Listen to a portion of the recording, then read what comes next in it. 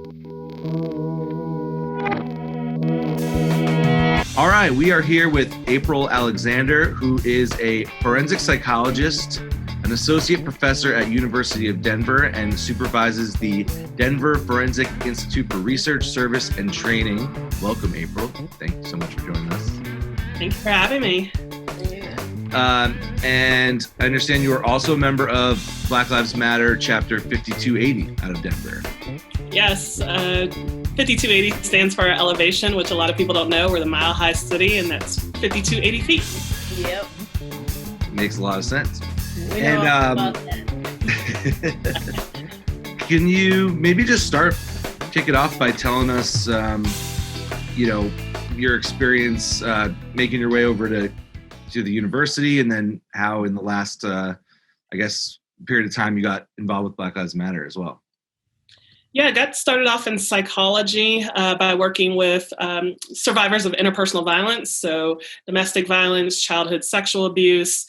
I was originally an animal and poultry science major, but happened to be volunteering at a women's shelter in Virginia.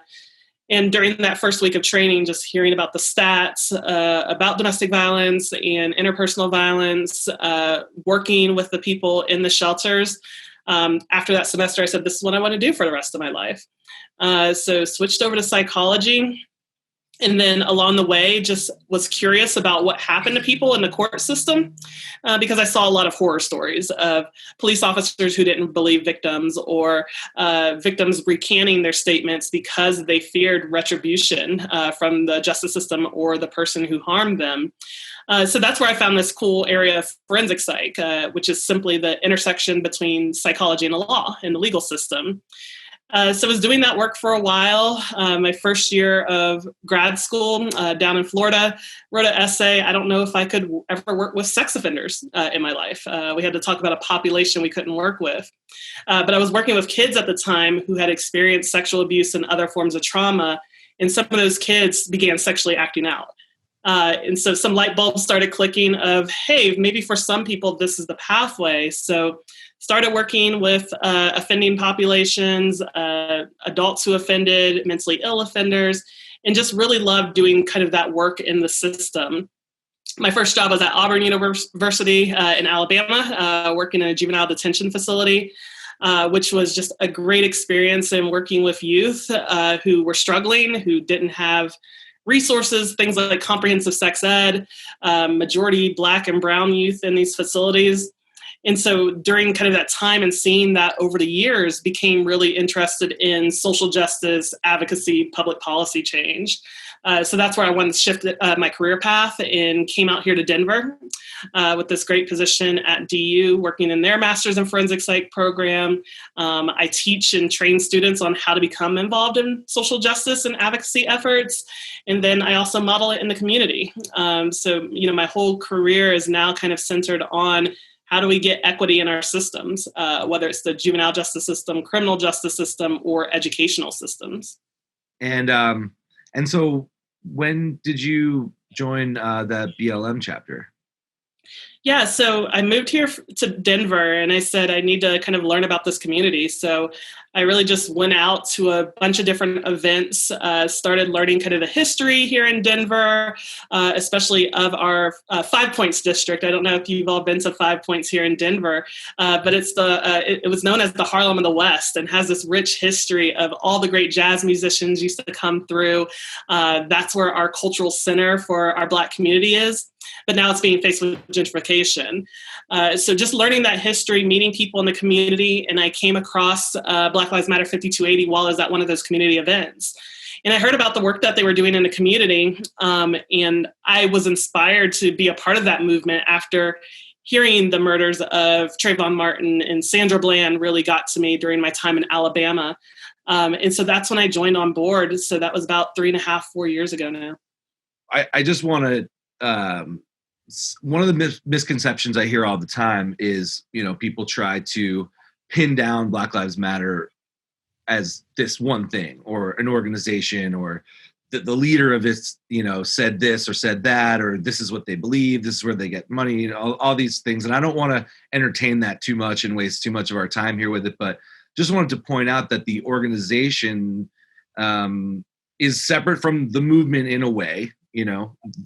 Would you say that's a correct statement? Yeah, that's how I break it down for people. So when we say Black Lives Matter, anybody could be a part of that. There is this larger movement. If you believe that Black Lives Matter and that's the work that you want to engage in, you are part of Black Lives Matter as this kind of big social justice movement. Yes, there were founders who created like this global network, but even that, the chapters even operate independently. So their chapters have all kind of common guiding principles. So all of us should be centering Black women, Black femmes, Black LGBTQ, abiding by intersectionality and intergenerational kind of frameworks. So all the chapters kind of abide by those kind of guiding principles, but we all operate kind of independently. So Black Lives Matter 5280, we do a number of things. And I think in the media, they often talk about, oh, they're just bashing police, and that's all that they do. It's all about police violence, and we just do so much more. Within our chapter, we have 3 different squads. We have a community wellness squad, just making sure that our community is taken care of. When Black people in our community have different needs or ask, they reach out to us for that. It could be funeral expenses. It could be individuals were injured at a protest and we help them with their medical bills. Just 2 weeks ago, we know that people are being evicted because they've lost their job and they're struggling making ends meet during COVID. We helped families pay their rent and mortgage. So we're really about kind of community wellness and kind of centering what the needs of our community is.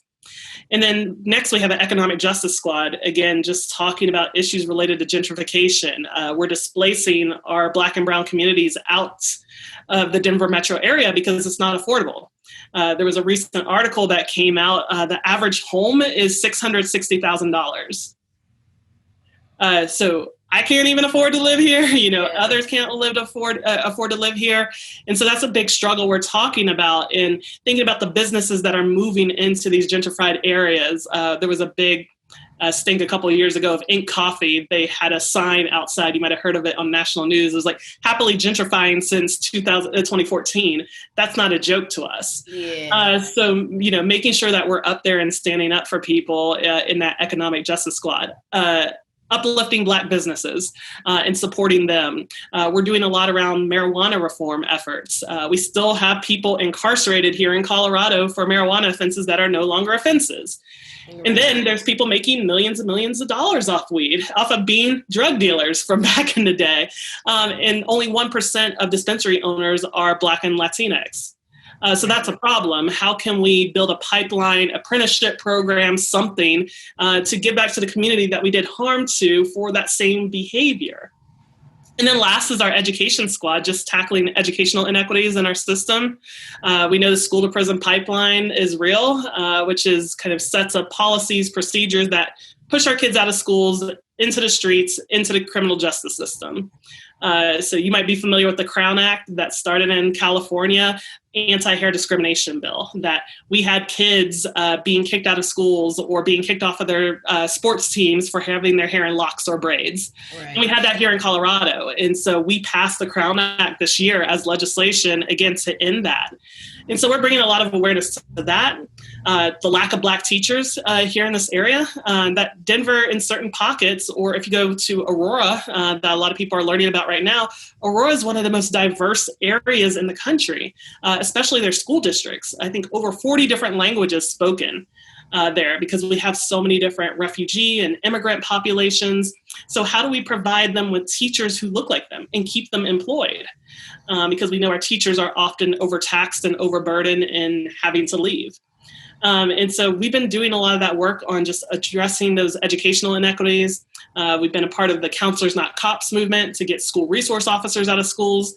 And this year, with the big Black Lives Matter momentum, we were able to support other organizations, other community organizers to get cops out of Denver public schools. They're going to terminate their contract with school resource officers in 2021. So, you know, when we talk about Black Lives Matter, we're talking about all of that. Yeah. We're talking about addressing all the inequality and inequities in our system in so many different ways. And so a lot of our work is doing that. Like we weren't even out much at the protest this summer for a number of reasons. You know, first, COVID's real. And we know COVID's disproportionately affecting minoritized communities.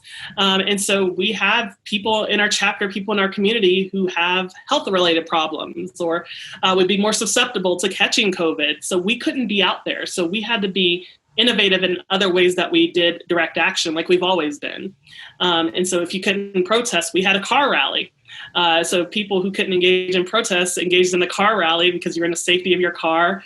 Our first stop was at the ICE detention facility, supporting some other community organizers, Latinx and Indigenous community organizers, and we showed up there with them. And then we went to the mayor's house and shouted out our demands. And so there's so many different ways besides protest, and protest is a valid way of direct action, but there's so many different ways that you can engage in direct action during this time, and we do a really good job of modeling that. That's awesome. Covering a lot of ground. Yeah, definitely. I mean, I would say that's important for a lot of people to know. You know, people always think when they hear Black Lives Matter, they're just like, oh, these people, they go protest and like that's all they do.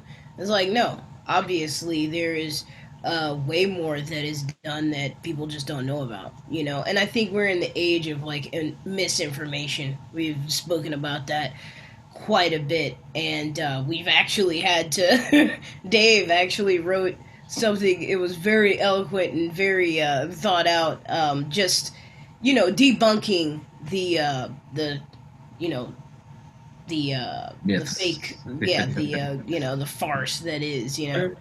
Yeah, and I think for people to hear all of that, it's just, you know, it's undeniable that it's actually about making tangible change. And sort of, you know, I think a lot of people get scared when they hear things about, you know, regulating the way things are. It's like you know, putting a finger on the scale, tipping the scale in one direction. But obviously that's because the scale has been tipped in another direction for pretty much forever. So yeah, exactly. You know, and I think that's why we had so many people invested this summer. Is I think it was a bit of COVID, that COVID disrupted all of our systems and showed how quickly things can fail. And it highlighted so many of the disparities that happen in our system. What happens when you lose your job? You can't go into your job because of the pandemic. What happens when you can't get toilet paper and your basic needs? And we're fighting over that. And then people were stuck at home and they were forced to watch the George Floyd video. So they got to see another type of injustice. So I think what happened during the summer and the protest is people are like, oh my God, everything is bad. Everything can't operate. My students can't, or my kids can't get online and do schooling because we don't have broadband internet or good Wi-Fi. And now we have this police brutality in my face. And people said they had enough. And so I think this is the time that people are wanting to try something new because they realize this year everything's broken. Yeah. It's been broken for a while, but yeah, like you said, I think that the COVID just made people stop and like slow down, you know, because obviously I'm a female, a Black female in the United States of America. I've been seeing, experiencing, knowing these problems my entire life, you know, since I was a child, you know, so I think that for a lot of people, which I was one of those people, I was like, well, why now? You know, like, why all of a sudden, after this Black man dies, do people care? Like, another Black man died a month ago. Another one died 2 months ago. Another one died 3 years ago. Another one died 30 years ago, 300 years ago. You know, it's like, it's the same thing over and over again. And when it like finally came to a head, I was like, well, that only took, you know, like 450 years. But, you know, I think that obviously it's a positive thing because people are more aware now, you know. Yeah, but I was definitely one of those people that was like, man, please. I said to people in the community, I said, you're late, but I'm still welcoming you. Yeah, absolutely. Because we have to do this together. We have to do it together, you know. And it's been a long time. But I have a question for you, just for people that are watching and people that want to get involved in social justice change.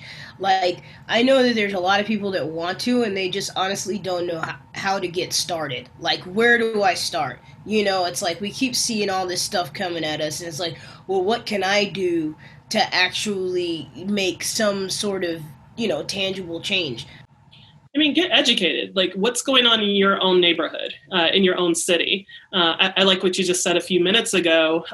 When the protests in Denver started, I was listening to the news, and they were like, what? Denver's not a protest city. They're not an activist city. What is going on? Why are people doing this? And I was like, that's not true. Yeah. For the protest yesterday at the ICE detention facility, there was one last week on this. We are an activist city. And then they said, why are they marching for George Floyd and Breonna Taylor? That doesn't make sense. And I'm like, those aren't the only people we're marching for. Elijah McClain just died a few months ago. And then people in the community said, what? Who is that? What is that about? And then now the whole world knows Elijah McClain's name. Ellen's tweeting his name. Janelle Monáe is doing a video about him. And so I think people need to learn about what is actually going on in your community. These Black folks aren't just out here marching for no reason. Go find out why they're out there marching. What is the struggle that they're talking about? Just go up to them, talk to them. Who are the important community organizers in your community? And again, not just Black, our Indigenous, our Latinx, our queer folks. Go out there and just meet. And, I had to do that myself. You just can't implant yourself and say, I'm here to change everything. I'm going to do this work. No, there's people who've been doing it before you, and not just the people in the last 5 years. I'm talking about our ancestors. So I'm out here talking to the 70-year-olds who've been saying the same thing for the last 70 years. And so get to know your community first. And there's a bunch of resources out there. I often talk to people who want to be allies or accomplices who ask the question, what do I do? Well, we've been telling you. And why is it that this year all these books are bestsellers that have been out for 5 years? So the Me and White Supremacy, the White Fragility, Between You and Me. All of those books have been out for 5 years. Why are they bestsellers now? Because it's trendy. So that also should call you to action of what are you reading? What are you listening to? What media are you consuming? Who's in your school? Who's in your workplace? Why is it that there are no Black leaders in your workplace? So start asking those questions and pushing for that change there. It's getting to know your community and starting to question the processes that are happening around you, not at just the individual level, but the systemic level. I've seen more people showing up to city council meetings right now. City council. Yeah, one, it's more accessible because our city council is online right now, so that makes it a little bit more accessible. So that might have been part of it, but it's people wanting to get informed. Why is New York City spending $4 billion on policing? But the average education spent per pupil is $11,000 in the United States. $9,000 in Colorado. And so people are starting to educate themselves and see that and say, why is that happening? So people are going to our city council meetings and saying, we need to block this policing budget. Why are we increasing chemical weapons, but not paying our teachers right now? Why is it that we're increasing overtime for police or in our policing budget, we pay for their Christmas party.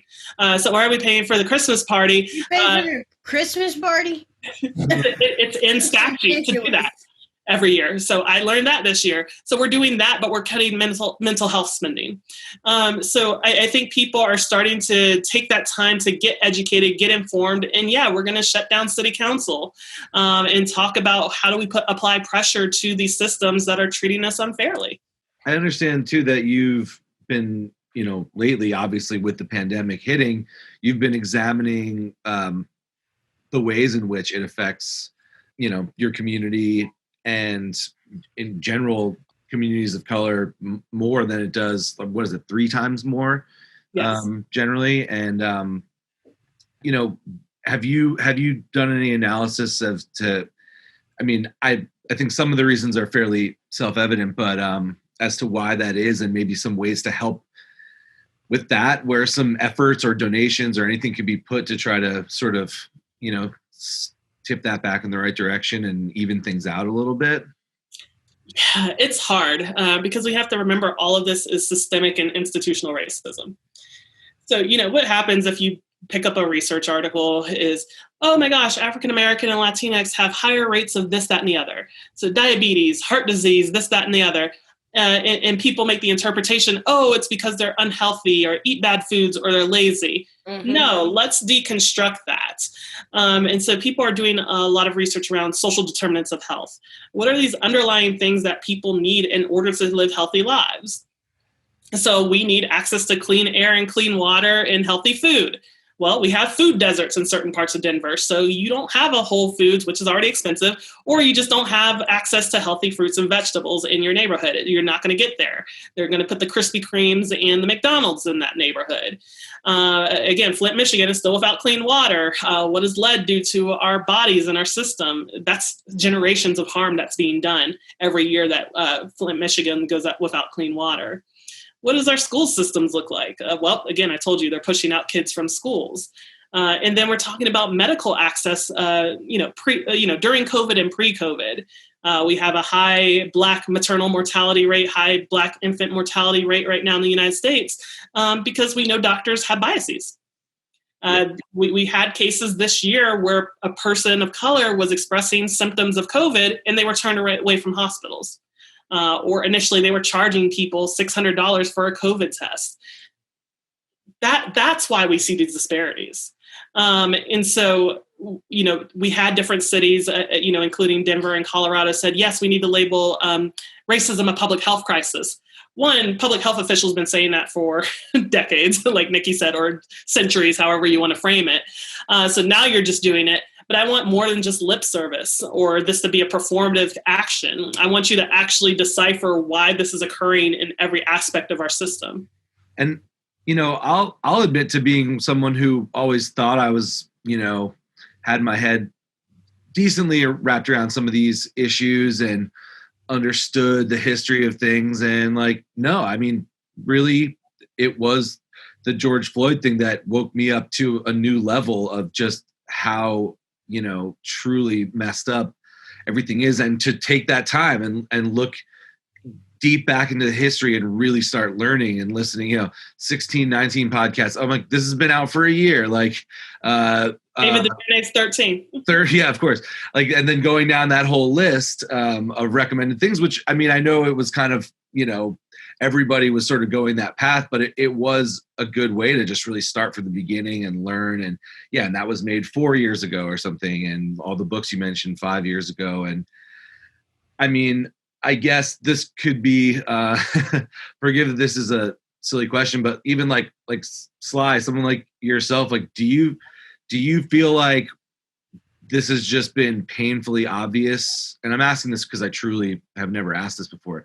Was all of this as painfully obvious to you? Or has there been more like brought to light even for you since all of this has come about in, the last several months? I'm just curious.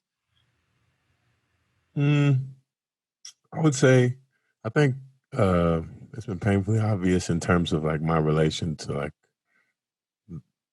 what I can expect from myself to happen and how like I operate in the world in regards to like police or, experiences in school growing up or just whatever, just being a Black man in the United States. Like that feels obvious to me. I feel like there's a lot of aspects that I'm learning about, first of all, like Instagram and writing songs is not good enough to actually make a change. So I think that,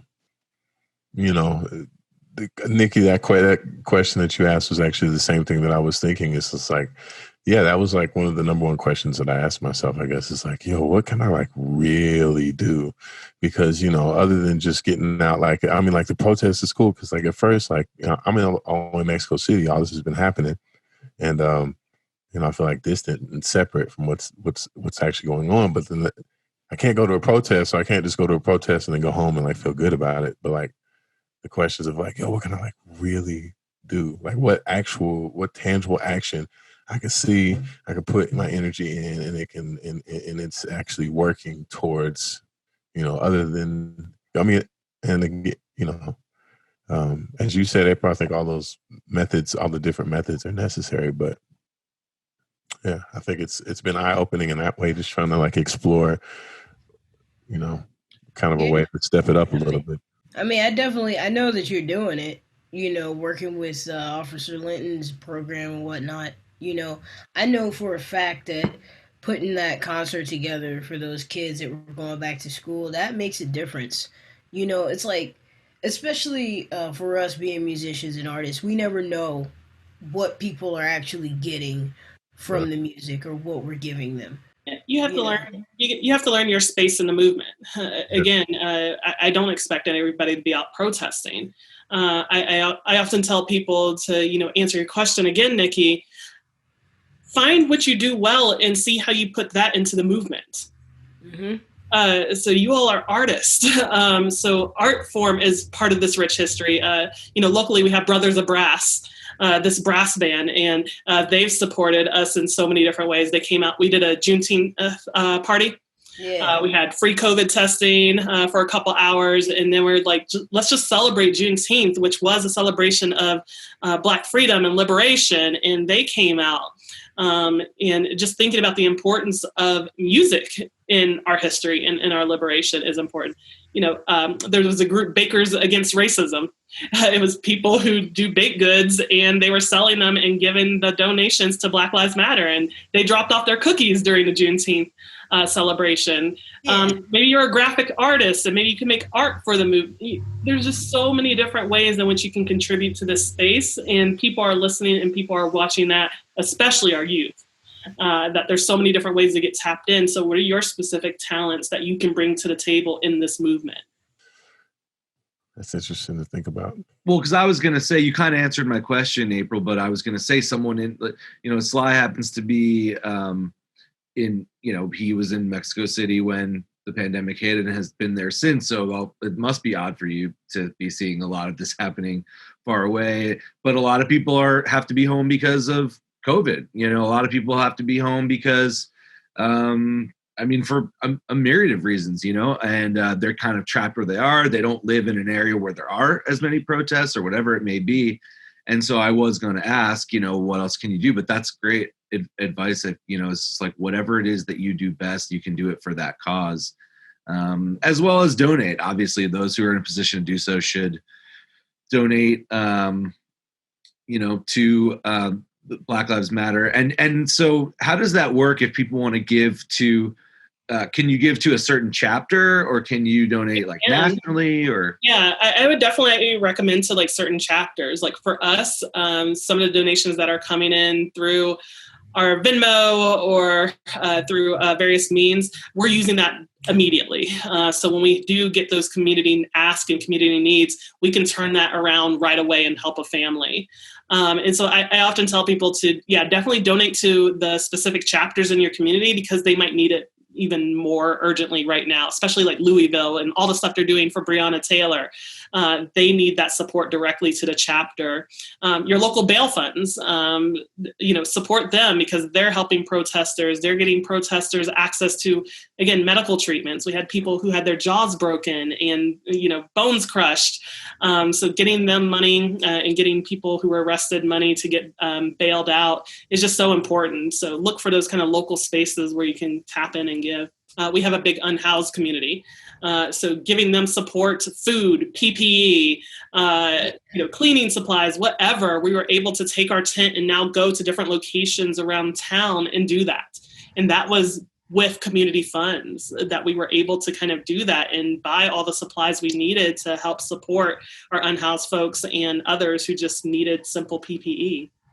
Yeah, I've heard that it's been a real problem there in Denver for a couple years, right? I heard a terrible story about how, I don't know if it was the mayor or the governor, was like bussing people out.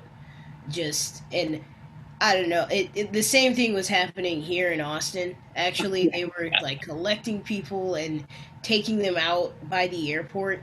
It's like they don't have any resources out there. Nothing. Yeah. Like you just drop people off in a parking lot because like it's an eyesore, But it's like if they're here in town, at least there's people that will give them food. There's people that will give them water. There's people that give them money, to help them out, and it's really terrible. It's like, it's so inhumane. I can't believe. I'm like, you guys just picked people up and took them out to like a deserted parking lot. Or we've been doing sweeps lately. So we're just getting all your stuff and collecting it for you never to have your stuff again, and putting up fences so you can't even go in this area that is close to the harm reduction center, which helps people who have addiction problems. Mm-hmm. So now they can't get that treatment that they need because they can't be nearby anymore. Oh, wow. Yeah. Literally trying to make it harder for people who have nothing. Yeah. They have absolutely nothing, and you make it even harder. And it's criminalized almost. We've talked about this in some other segments. It's, and yet another thing that I just think I didn't spend enough time thinking about, growing up and into adulthood. Like, this is not a choice that people are making. It's either an issue of substance abuse, mental illness, or one paycheck away at COVID-19 , right? Yeah. That's becoming a paycheck away from homelessness. And so like it's really on the job. Like, anything can happen. Medical crisis, right? Yeah. Well, thank you so much. Do you guys, either of you guys, Sly, you have any other questions or anything? I'm just fascinated by all the information you just shared. Thank you so much for talking with us.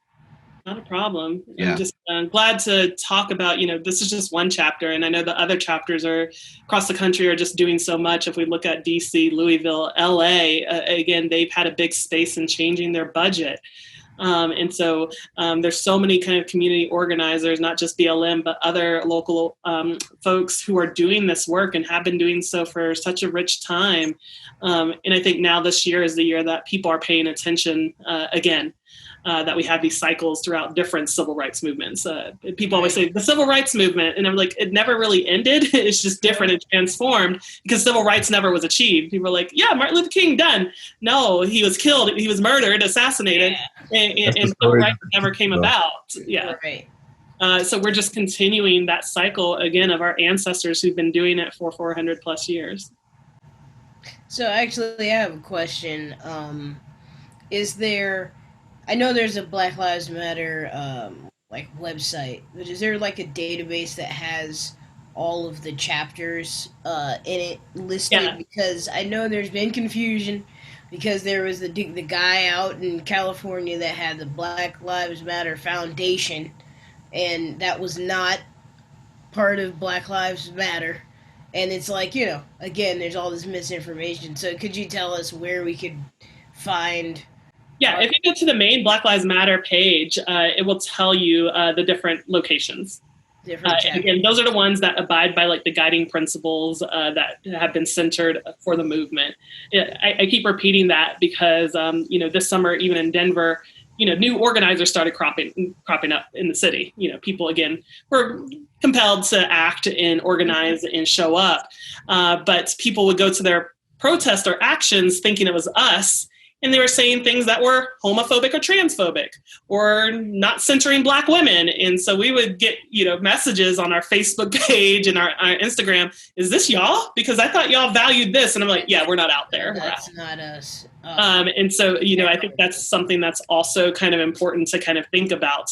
When I say Black Lives Matter, I mean all Black lives. I mean my folks in the ICE detention. I mean my LGBTQ community. I mean all Black lives. And so, again, that's a value of ours. So, yeah, if you go to the main Black Lives Matter page, you will see like the main handful of chapters that, again, surround themselves in those guiding principles. What do you do with the misinformation out there? Or that's not even really a priority. Like, is it? I mean, because I feel like not many people know about everything that you just told us. Is that a goal? A daily goal? You're like, all right, this is how we're gonna, or you just focused on the mission? We're focused on the mission. And again, it's been weird. Somebody asked me about 2 months ago, they're like, how do you feel that now everything you've been talking about for years, both in your professional career and in your work in activism, is now everybody wants to listen, or now it's trendy? So it is a little different we would have a Facebook post on our Black Lives Matter 5280 page, and we'd only have like 10 likes. Now it's thousands. And so it's just weird and strange to kind of see that momentum. But again, I welcome people because they're wanting to get educated, and we just do our thing. we've had a freedom school for the last 3 years. Freedom schools having that rich history in the civil rights movement of educating our children when the schools weren't equal. So every year we have a week-long freedom school to teach our kids historically accurate Black history, to teach them about activism as a youth. We have Black business owners come in and teach them things. So somebody comes in to does Tai Chi with them to teach them, mindfulness and social emotional learning. We have a Black nutrition company, Fit and New, owned by two sisters. They come in and they make green smoothies with our kids and dance with our kids. So when we're focused on that, hopefully it shines through and people start learning about it. Because that's urgent. You don't have time to waste. Because people, even if it takes a really long time, they come around, they learn, they look back at history and understand, enslaved people were freed, and then what does that mean? Where do they go? And then there's no medical support, there's no education, there's nothing. And then it's only, 100 years later that, amidst that civil rights movement leading up to it, redlining and making things basically impossible, very strategically, very systematically, to keep certain communities from being able to thrive. And we think of, I just wanted to, because you mentioned it before, the civil rights movement is celebrated. And I was taught in school, everybody, that was it. It was, and everybody was killed. Malcolm X was killed, Martin Luther King. I mean, even RFK, who was trying, whether for political reasons or not, to advocate, and many, many other people. And it's crazy that we were able to grow up thinking that was it was a small victory. There were small victories, I should say, but I'm glad that, the masses are realizing that how much work there is to do. And I hope that everyone gets out and votes in every way, locally up to the top, to help us make those changes, because the public opinion is moving on this in the right direction. And I hope that keeps going. Yeah, again, continue to know your community. Like Sly said, have you spoken to somebody who's gone to the protest?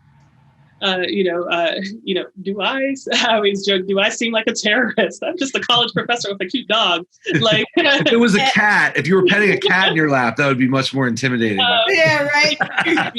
Find out about the people in your community doing this work, because you'll start seeing those myths disproven. There was one time I was at a protest downtown, and again, an article just came out last week from Time Magazine. 93% of protests have been peaceful. So a reporter interviewed me as I'm just marching. And then when I go home, my interview's at the back half. They talk about the property destruction that happened after the protest was over. The organizers of the protest said, all right, let's go home. And we all went home. And then an hour later, some people started busting windows. And that's what made the news. Right. And this guy drove through protesters, almost hitting hundreds of protesters. So that didn't even make the segment that night. I had friends who were almost driven through by a person who drove through protesters. But what made the news? Those broken windows. Wow. And so, talk to people in your community to see what's really going on. Because, again, these myths are just perpetuated sometimes in the media, and it's just so unfortunate. Thank you. Thank you again so much for your time. Not a problem. Thank you, guys. It was good speaking with you. Hope to see you soon. Yep. Take care.